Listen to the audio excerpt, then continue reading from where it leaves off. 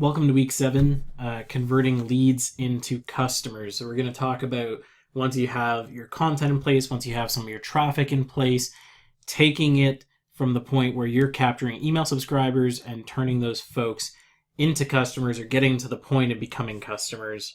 So the agenda for today, we're going to talk about the email path of converting those customers and everything involved in that. And then we're also going to talk about how to leverage some of the on-site conversion methods there in order to get people directly into your product, whether you have a free trial or otherwise. So let's dive in. Email marketing, by far one of the most effective, highest ROI channels that's out there. I think the stat is something like $41 for every dollar spent on email marketing is the ROI. It's absolutely insane. And what we're going to walk through briefly is warming up a new subscriber and how to manage the ongoing email marketing to keep those folks engaged and to capture those folks who are interested.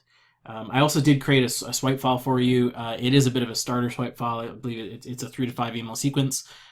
Basically, it's enough to get you going, at which point you can start taking over with your own personality and with your own particular product, or sorry, a particular message for your particular market. So warming them up when you've successfully captured someone's email. So when you get them to subscribe or opt into a lead magnet, whatever the case, there's a few very key things that you do need to do in order to actually warm them up. One of the big ones there is deliver the value that's promised, obviously. Kind of a no-brainer. So if they opt in for a lead magnet, deliver that lead magnet first in every single case, and try to do it as quickly as possible. So if you say, hey, we're going to give you this content upgrade, which is basically this entire article plus 2 bonus tips, like send that to them as quickly as possible, and then move on to the second step, which is welcoming them, introducing yourself, introducing the company, welcoming them into your audience. So you've probably seen this quite often if you've subscribed to any internet marketer type workflow. And basically it's like, hey, welcome to the such and such community. Today, I want to introduce myself and I want to do, it's a pretty simple, straightforward thing. It's basically like, hey, here's who I am. Welcome to the community. Here's some quick things that you should do right now. And usually it's something like, add us to your whitelist, to your sending whitelist. So you always get our emails. And follow us on Twitter. Like, it's very basic stuff. And from that point, like, once you've welcomed them, now it's time to actually warm them up, build some trust, get them to feel more close to you. So building trust and delivering even more value are really the key third and fourth step. And that's where you're going to deliver content. That's where you're going to deliver case studies. That's where you're basically going to keep sending them really awesome informational stuff that has no sales outcome attached. So this is where you want to be sending them like your best of blog posts, where you want to send them your best of resources and gifts. So in our case, for when someone signs up for the content marketing mini course, we send them a few links to articles that we've written on content marketing. So the 39 content marketing tips that you need to know, the key content marketing metrics that you need to know, all things that will support them in their effort to find information on what they opted in for, which is about content marketing. So this is where you want to build that trust. You want to become more relevant. You want to be present in their mind when they're thinking about that particular topic, whatever market it is that you serve. And basically the way that I kind of break this up, because I know you're probably asking yourself, when do we actually sell them? So for every sales-oriented email that you send over the course of time when you send it to these people, you should have sent at least 2 to 3 emails that are about delivering value, building trust, and not selling. So the way that I like to usually break it up is, you have an email telling a story. Then you have a trust and intimacy builder where you talk about something very personal, and then you just deliver really awesome content.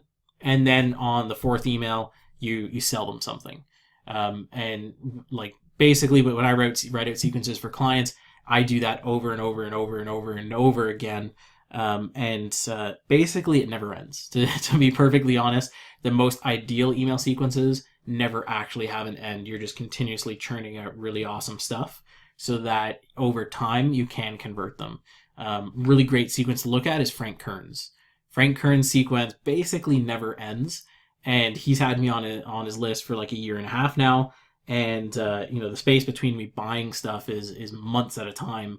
But because he keeps coming back, I've purchased thousands of dollars worth of stuff from him, probably more than that. But the ways that you can deliver that value, you can tell a story. That's a great one. That's how you kind of deliver value and build some trust at the same time.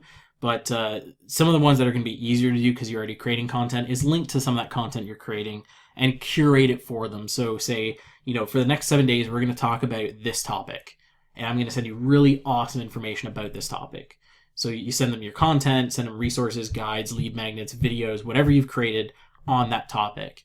And then at the end of that week, say, hey, let me tell you a story about this, and let it set the tone for the next week. So that's, you can get a whole bunch of value delivered and then use your weekends as the transition period to build trust. And then, tell a story, get them more intimate with you, and then say, okay, so here's what's going to happen next week. Next week, we're going to send you all this really awesome information on topic number 2. And that way you can always have something continuously going, but that way it's also more likely that they're going to go through and click through and read more information because this is, week of, the week of content marketing or whatever the case. And if that's their interest, they're going to be active during that week. But the way that you can build trust beyond that value is obviously telling stories, I mentioned, but also just offering help. You may have seen some of my emails where I just flat out say like, hey, what is it like right now in the next 30 days that you want to learn that you're struggling with? And the reason why I did that was because I wanted to, understand for my own purposes, what courses and stuff people want me to build or want other people to build. But it was also really great because every single time someone replied with a message, I could email them back and say, well, okay, here's the perfect thing for you. I had someone message me and ask, they were trying to figure out how to get leads for I can't even remember. It was something really, really odd and niche. And funny enough, I'd seen a course about that exact topic just, a week before. So I linked it over to him and, within seconds I get an email back just like, thank you, this is amazing. I'm even like shocked that you even responded. So it was really awesome. But the really cool thing in that instance is now I've built a rabid fan to a certain extent where he's more likely now to open my emails and click on my links because I delivered him some value. So we've built a relationship or a touch point that builds the relationship. So lots and lots of things to kind of digest there, but in the end, just always take the approach of warming up your subscribers with what can I deliver to them, not what can I get out of them. So some resources to help. Obviously, I've written a little swipe file for you. But then, of course, there's the actual tool in order to deliver this. My highest recommendation is to go with something that has an automation system. The reason for that being you will want to segment people out based on what they opted in for, what they've opted into in terms of a topic, and what actions they take. So when that one guy responded to me and he actually, asked me a question, and then when he responded back after and actually thanked me, I was able to tag him out and say, okay, this is a high engagement person. So I got to treat him a little bit differently. I can send him an email every single day and he's not going to worry anymore. He's not going to get frustrated. He's going to love my content. But on the other hand, someone who's only opened, 5 out of my 10 onboarding emails, I want to segment them out and send them emails less frequently so that they're more likely to open them. So using a tool like ActiveCampaign or even ActionEdX or Infusionsoft, you'll be able to do that. I highly recommend ActiveCampaign because it is dirt cheap, and it rivals the pricing of Mailchimp. It actually might be a little bit cheaper off the bat. So I highly recommend ActiveCampaign. If you already are paying for ClickFunnels, the full version, the $297 a month version, go with ActionEdX. It works. The tagging is not as great, but it's getting there. It's getting there to a good extent. And if you have a ridiculously big budget or you just you want to feel frustrated all day long, go to Infusionsoft. I know there's some people that can, work with it, and it's a great tool. It's very confusing for someone who doesn't understand it well, and you're just not going to have a good time there unless you have the budget. So if you need really advanced automation, which is great if you want to scale the content marketing channel to like 7, 8, 9 figures a year, go with Infusionsoft, totally. But you will need a good budget to get started with. It rivals the pricing of HubSpot. So start with ActiveCampaign. As you scale, look at other channels, look at other softwares. So on-site conversion. I'm sure you guys have seen tons of examples of this. I'm probably just terming it in a way that you didn't quite understand when you initially came across it, but basically an on-site conversion refers to any and all call to actions that direct to a specific offer from someone's existing content or website or whatever. So the example that I have here is Neil Patel. On neilpatel.com, you'll see tons of opt-ins. I actually had to scroll down to the bottom of the page because there was too many opt-ins for me to screenshot in every other section of the page. If you go to his, it's a great example. Go on a desktop computer. The entire sidebar for 6,000 words is offer after offer after offer after offer, and they're all the same. So all of these offers, these two here, that one up there, these all lead to the same webinar. So he pretty much for every pixel of his entire blog, you're getting pitched in a different way to go and watch his webinar, which offers his one main product. I highly recommend going to check it out. It is the best example, period, like bar none, of what on-site conversion can look like in order to increase conversion. It's absolutely insane. I don't recommend going that heavy with your opt-ins because people will inevitably complain. The user experience of this is not amazing when it comes straight down to it. It's a lot to take in, especially if you just want to read the content. But with Neil, he can get away with it because his audience, like there's people that have been subscribed to his email list for like 10 plus years. He's one of very few that can get away with this. And I believe the example that I linked to here is, yeah, it's exactly this blog. Perfect. So you can go in here and you can see exactly what I'm talking about here with this article. Great example to look at, take elements of it, get inspiration from it. But this is on-site conversion done really well.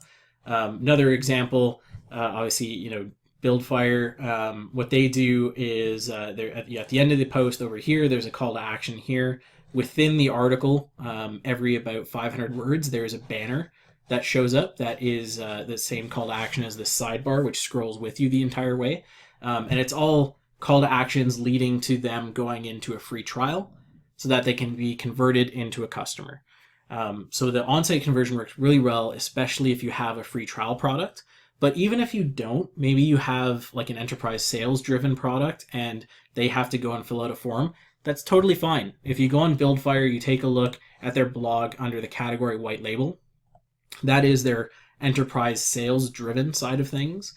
And within that, if you take a look at that, that's pretty much all call to actions to go to a page where you have to fill out a form.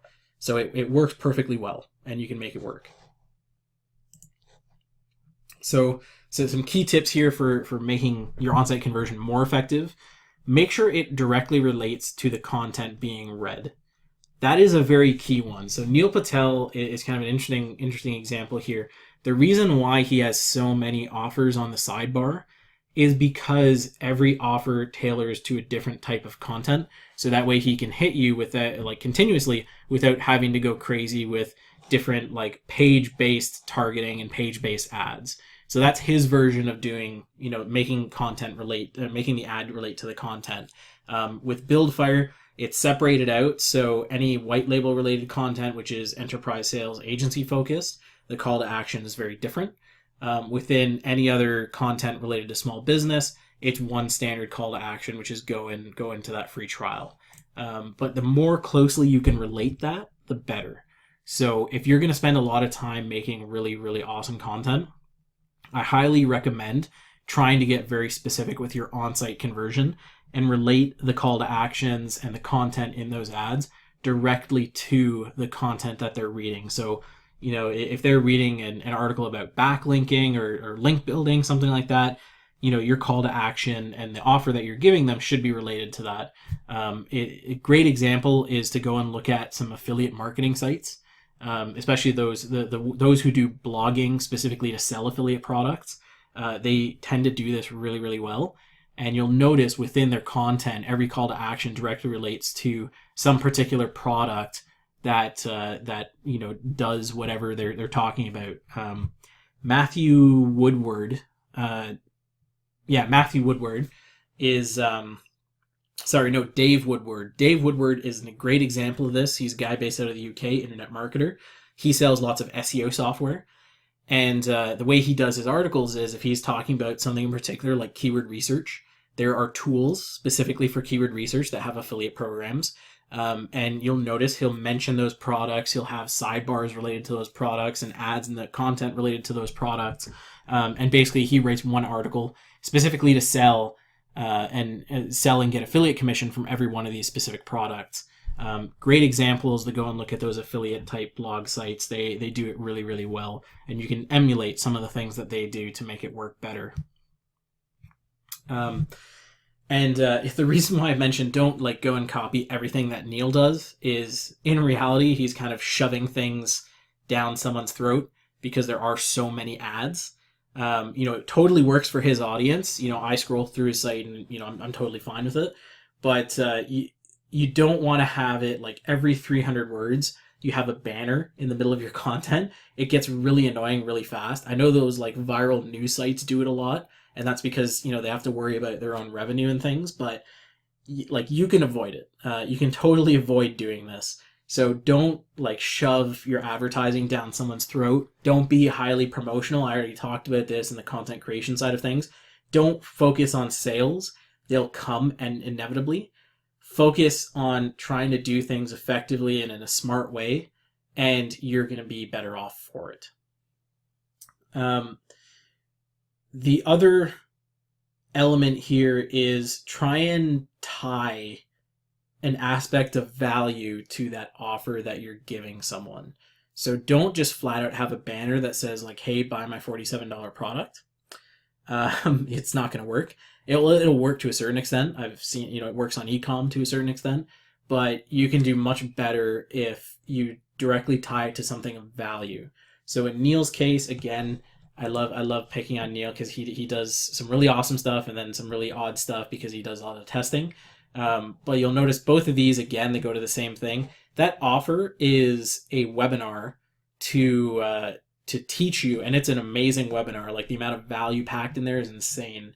It is a webinar to teach you how to grow your business effectively through organic marketing and SEO.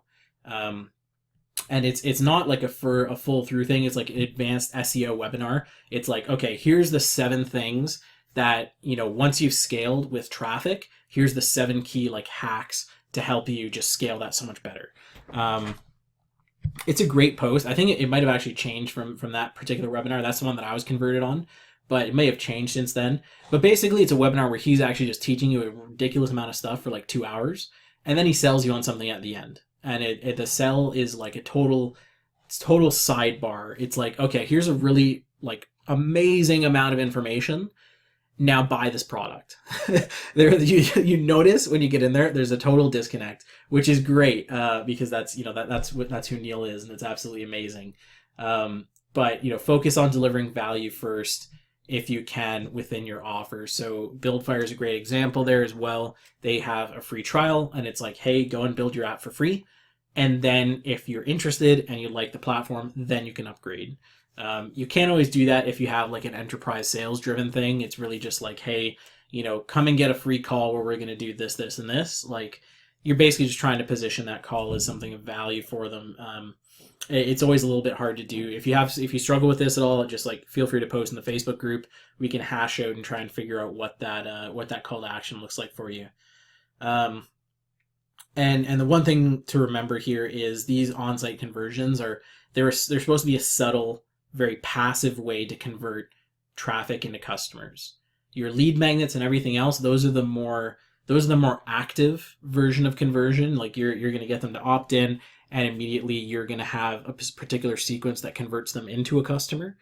The on-site conversions are the direct, very subtle, passive channel for you to capture an extra segment of traffic. So that's a good thing to keep in mind there. They're not meant to be in your face. They're meant to be more subtle and passive and convert over time. So a couple resources to help you with the on-site conversion side of things. Advanced Ads, I think I mentioned this before, awesome WordPress plugin. But it gives you a lot of control on where you can put these ads throughout your content, throughout your site. Great plugin, and it's free. That's one of the best things. Sticky Widget is really just this very specific plugin. Literally all it does is allows you to have a sidebar like this that scrolls as you scroll your page. That's it. That's all it does, but it does it very well. So if you search Sticky Widget in the WordPress plugin section, it's called like Q2 W3 Sticky Widget, something ridiculous like that. And I linked to it over here, but it's a great tool if you need to do that or if you want to do that. If you want to have set ads in different places, the way that like Neil does on his site, that's totally fine. But if you want something that scrolls with you, Sticky Widget is amazing for that. And the last one, Ad Rotate. I've been recommended this as an alternative to Advanced Ads.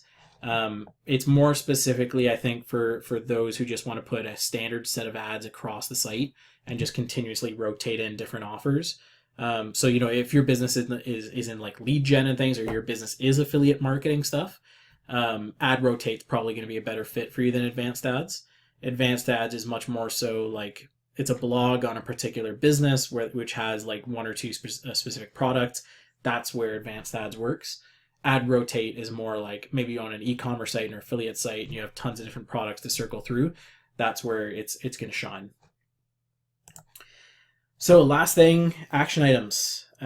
Write up your warm email sequence for your blog. So that is a very key action item. Write your email sequence there. The goal is to make it at least 10 emails. So 10 emails, once a week gives you a pretty solid 2.5 month reign to get in front of your customers, get in front of your leads. And take a look at what would make sense for you for on-site call to actions. Ideally, you can implement both. If you can't, for some odd reason, that's totally fine. If you have a barrier that's technical, reach out on the Facebook group and I'll help you get it sorted out. But you should be able to implement both, get an email sequence in place, get some type of on-site, very direct call to action in place, and basically just go and implement. Whatever stage you're at, implement, take action. The goal for you again is to get yourself to a really solid place where you're generating organic traffic, and by this point, hopefully, you're able to convert some of that traffic into leads and into customers and eventually into revenue. So thanks for taking the time. Again, go to the Facebook group if you have questions or if you hit a particular like technical issue. Go to the Facebook group. We'll be able to answer your questions in there. Or feel free to book a one-on-one call with me if you want to.